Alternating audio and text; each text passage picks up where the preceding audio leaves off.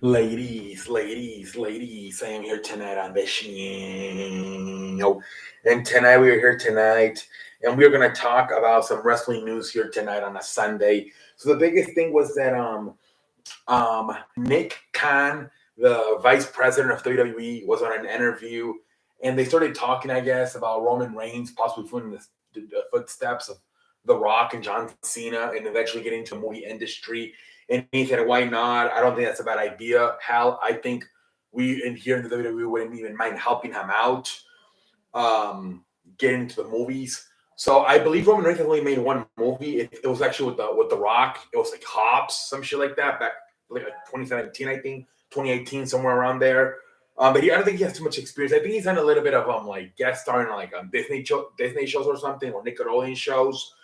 But I don't know. We'll see. But pretty much, Nick Khan acknowledging the fact that I guess in the long run, the plan is to get Roman Reigns into the movie industry, just like John Cena and The Rock. We'll see. There's rumors that they're already looking for a new star. A new face of the company, and Gable Stevenson, Braun Breaker. So we'll see. We'll see what happens, ladies and gentlemen. Next news: Tony Khan. This is kind of funny to me. It's kind of a pendejo face right here for Mr. Tony Khan. Said that I guess he made a fucking investigation because I guess AEW is getting a lot of hate on Twitter, on social media, and he says that after his investigation, it turns out they're bots. They're like robots. Oh my lord! And then he's like, "Well, who the fuck would do this? Who would spend so much money, so much energy to do this?" I don't know, man. What would you even acknowledge that you have fucking haters? That makes the haters. That could even make it worse, man. That's what haters want to do. They want to get attention, and now you're giving them attention. I don't know, man. Tony Khan, I don't know, man. I hate to say this was kind of like a pendejo face move right here for Tony Khan saying this shit. That the haters of AEW are all fake, they're all robots. Just let it go, man. Shake it off. You look like a pendejo here. Next we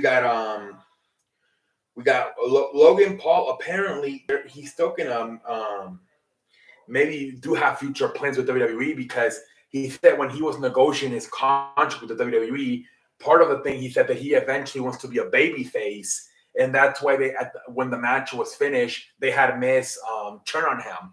So I guess Logan Paul and then he said it again in his podcast a few days later. I think he was interviewing Sasha Banks, and he told her, Sasha Banks was like what's that word? Complimenting him for being a good heel, but he's like, no, I want to be a baby face. So he does want to be a good baby face. So I guess he does have a future. Apparently there's a contract. I don't know if there. I don't know. I mean, is it a multiple year contract? I don't know. But apparently in that contract it said that he wanted to be a baby face. So we'll see where they go from there. Seth Rollins says that Monday Night Raw is super long, that he wants it to be 2 hours. He thinks 2 hours would be perfect. He thinks 3 hours is way too long. He even kind of said that, before before 2020 when they started doing the 2-night WrestleManias, he thought WrestleMania was starting to get bad because it was too long. Yeah, I remember WrestleMania was like 7 hours long towards the end there, right? Like around like 20, or like from 2013 to like 2019 when they got when they went from the being on TV on the pay-per-views and they went to the streaming services. Yeah, those 6 years from 2013 to 2019, I thought it was extremely long. Now it's getting a little bit better, now that the last 3 years that they've done the 2-night thing, but it's still like 3-4 hours. They went I think they went like from 7 to 11 in both nights, almost about 7-8 hours if you combine them. So these shows. I think the wrestling shows that should be pay-per-view should be 3 hours. I think Raw, SmackDown, and Dynamite should be 2 hours, and then I think the pay-per-view should be 3 hours. I don't think a wrestling show should be any longer than 3 hours. It's ridiculous to me that they go 4 or 5 hours. AEW too. The last pay-per-view Revolution was like 4 hours, way too damn long. A TV show should be 2 hours, and a pay-per-view should be 3 hours. Simple as that, man.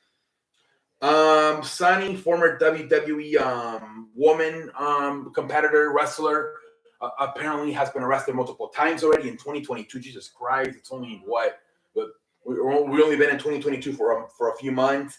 And over the weekend, she was arrested for being in a car accident, and apparently a 75-year-old man dying in the car accident. So not a good year for Sonny so far. Already being arrested a few times in 2022. This last one over the weekend after being in a car accident that led to a 75-year-old person passing away. Man, rest in peace to the 75 person that died. But yeah, not a good start to the year here in 2022 for Mrs. Sonny. Let's see, is there any more news? Corey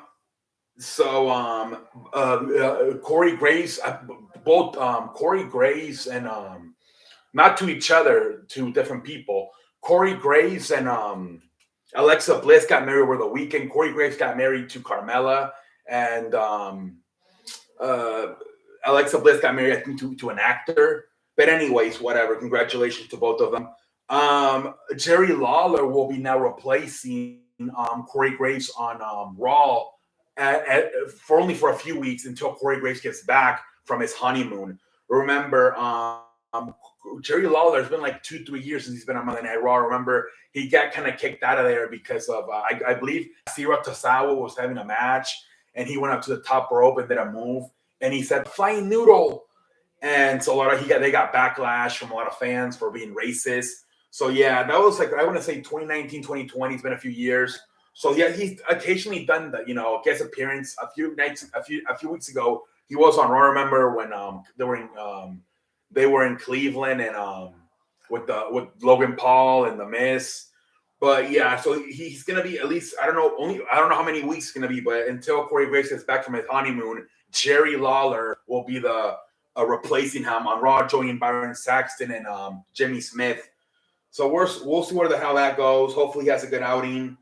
I don't see Jerry Lawler going full time ever anymore. I think he's almost 80, like 70 something. I wouldn't mind him replacing Byron Scott. Byron Saxton, but I don't see that happening.